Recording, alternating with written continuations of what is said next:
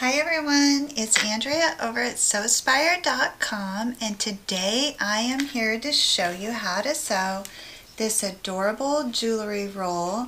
We are going to be making it out of contrasting fabric so you'll be able to see better when we start sewing, but this one I wanted to craft from the Alice in Wonderland fabric because I'm going to keep it, and I adore Alice in Wonderland. So the features on this include two pleated pockets here that are perfect for larger pieces of jewelry. And that's like that. There's two of those, and then I've incorporated a little bar here that will hold rings and bracelets. And the nice thing about this little bar is there's some hook and loop tape on the end there that creates some rigidity. So if in travel your pieces, your tape comes unhooked there, the pieces still will stay on the strap. So the way that this works is there's these little side flaps, which are great if you're laying your jewelry out on the counter and it's not going to be rolling all over, so you can stage your jewelry. Then those fold over, and this bottom folds up and the top folds down, and then there are two strings that you would wrap around here and tie any way you like. You can knot that or tie it in a bow, but the strings serve a dual purpose, because if you're traveling and say staying in a hotel, you could just loosely knot that in the center, and now this becomes a hook which you can use to hang your jewelry organizer up on any door handle. Okay, so this is a really fun project. It's just an original design that truly was pure inspiration. So even this morning when I started designing this, I was still playing with a lot of concepts, and then it all came together beautifully. Hence the name Sewspire. Before we get started sewing, I want to congratulate last week's Happy Mail winner. Actually, this week's Happy Meal. This week's Happy Mail winner of last week's sewing project, which you remember were the hanging file folders. And that lucky winner is Andrea Elston. I will send you an email, Andrea. If you just reply with your shipping address, I will get these file folders out in the mail right away to you. Congratulations, and thank you again for entering. If you haven't had the chance to do so, just head on over to Sewspire.com, click on the Happy Mail tab in the top navigation, and just input your contact info, and then you are registered for this and all subsequent Happy Mail drawings. So, shall we get started? Okay. For this project, you're going to be working with quilt weight cotton fabric. Let me put our little prototype aside here. And you're going to start with two 12-inch squares of quilt weight cotton fabric. You're going to take those and fold them in half, lining up those corners, and then over one more time to create a smaller square. You just want to make sure that you have all those raw corners lined up nice and neat. And then if you head over to Sewspire.com and search jewelry roll, you will find a template to download that is the same size as this square, and then just has this little notch right out of the top there. If you're good with freehand cutting, you can do this on your own. Essentially what we're doing is carving in like just a very, very small indentation that resembles a heart, a really mild, the top of a heart there. So it's just going to go in and up. You know what that's called? A scallop. We're basically trimming off the corner to create a scallop. So I think it's easier just to have the template, and so you will lay that right on top, And you're just cutting off those 4 corners there in the shape of the scallop. And this is a very tiny indentation there. And then you can set your template aside. And now you should have something that resembles this. Okay, so you also want to cut one like-sized piece of batting. I think it's too much fabric to fold all of that with the batting, so cut the batting separately. Just lay one of those newfangled shapes on top of the batting and then cut around that. So I have done that here. So you'll take your batting and then one of your funky shapes, I don't even know what to call this because it kind of looks like a quatrefoil.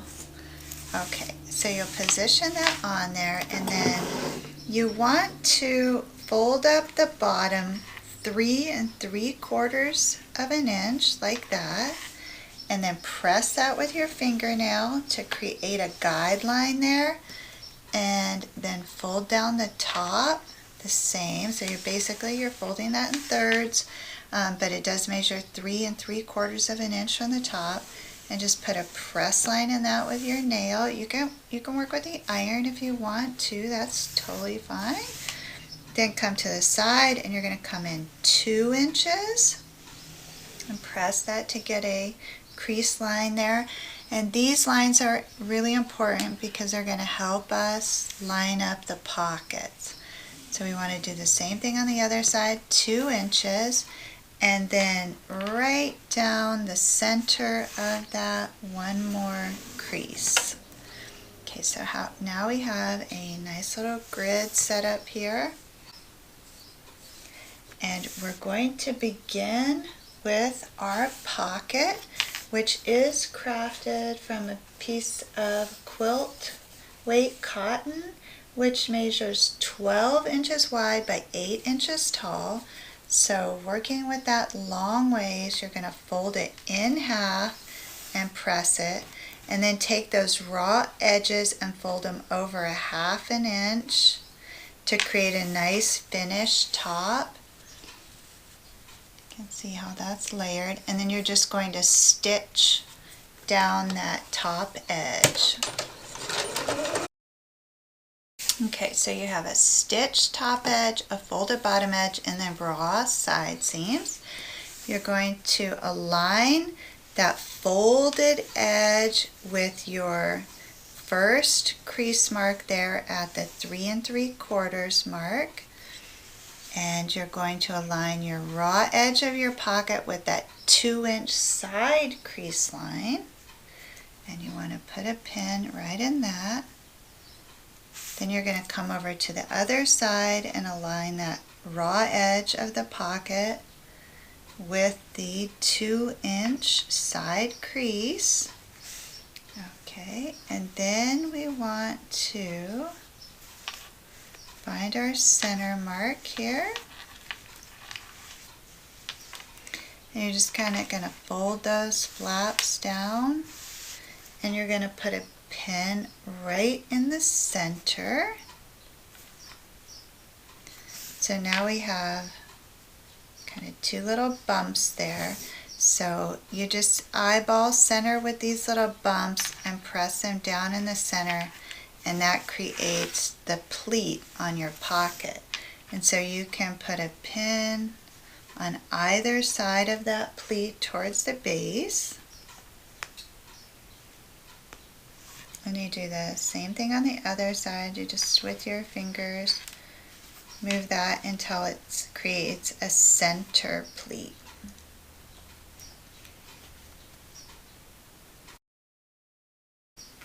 Okay, now we want to stitch across that bottom edge and secure the pleats.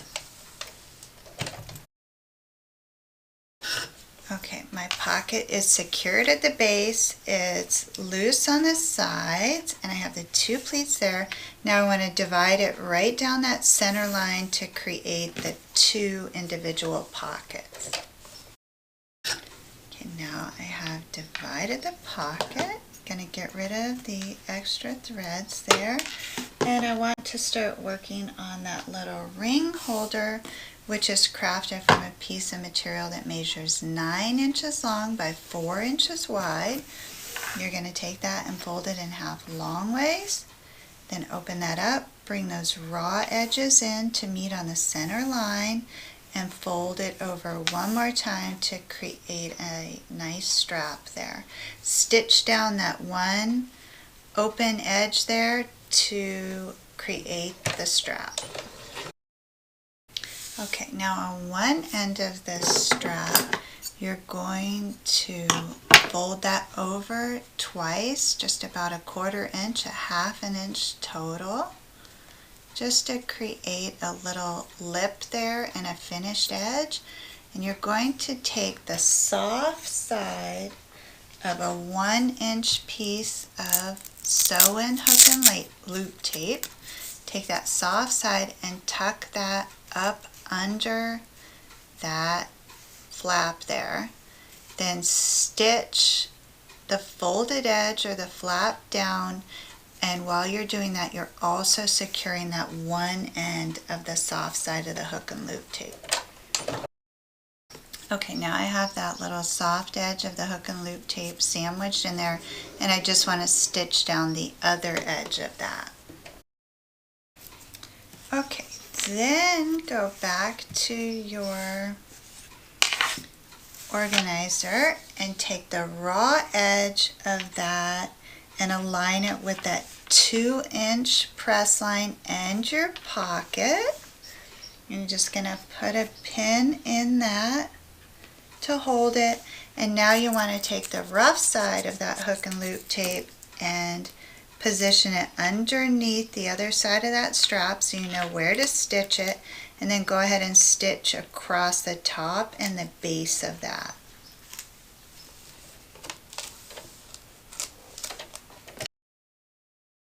And then just check the fit on that, and that works good. So we're going to set that aside and craft the fabric tie, which measures 28 inches long by 2 inches wide. You're going to fashion that in the same way as we did the ring strap. You just fold that in half and then bring those raw edges in to meet on the center line and fold it in half one more time to create a very narrow, long tie, which you'll stitch close down that open edge.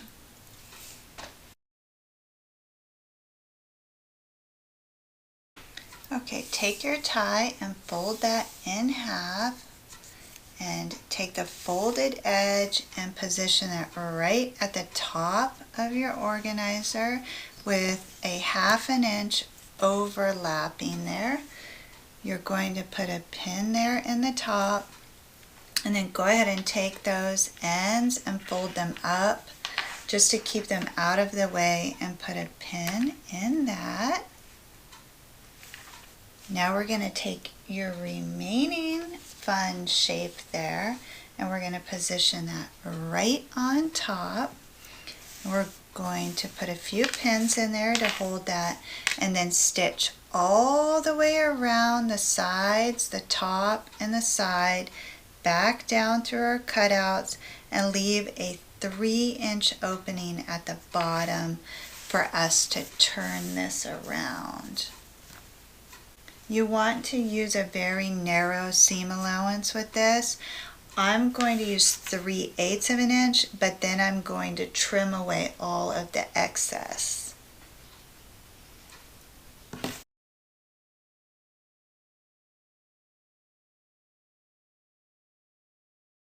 Okay, I've made it all the way around, and I'm going to trim really close to that stitch line without cutting it.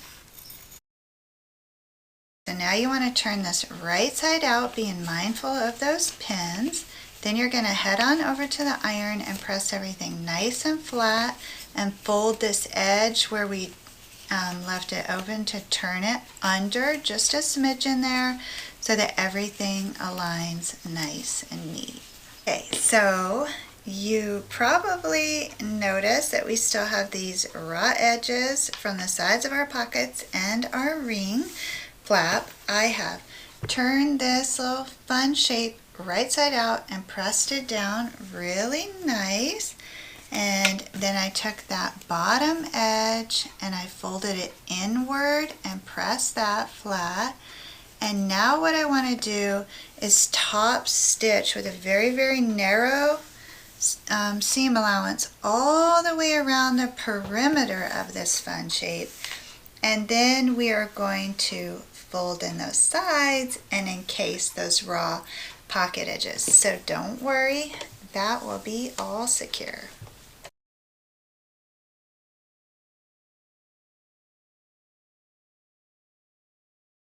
I have top stitched all the way around that. Now I want to take these sides and fold those over so that the fold is right on top and covering that raw edge of the pocket.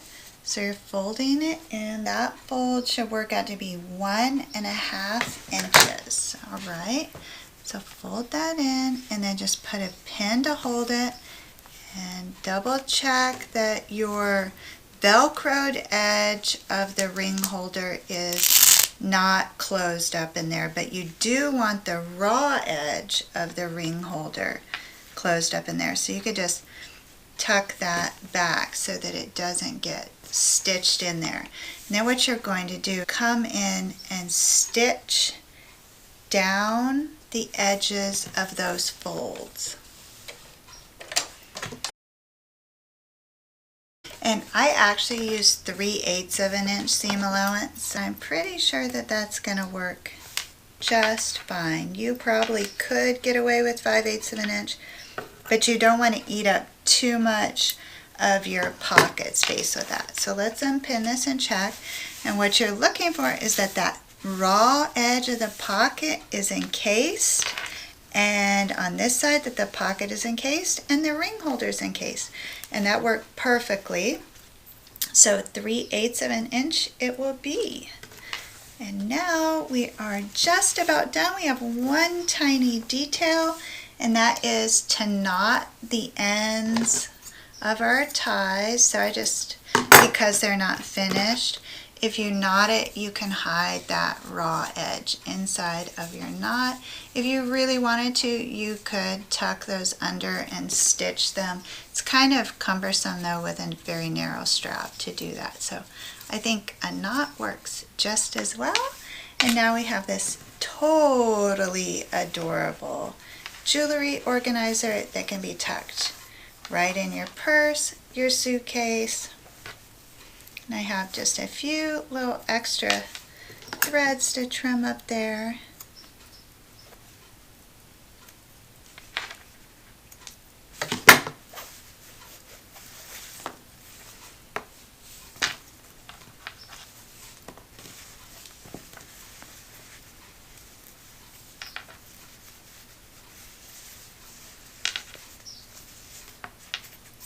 There we go.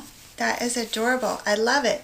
If you're interested in entering to win this very organizer, you can do that over at Sewspire.com. Just click on the Happy Mail tab and input your contact info. I will be back in 2 weeks, or on or near that first week of August. We've got a lot of fun stuff going on at home with the kids, home from college and out of school, so I want to be sure to give them all the love and attention they deserve. So I'm going to take my time with the next video, which is a big one. It's going to be a beach bag, and I will be back in 2 weeks to share that with you. I want to thank you for sewing with me, and as always, please know the creative genius in me salutes the creative genius in you. Have a beautiful day, everyone.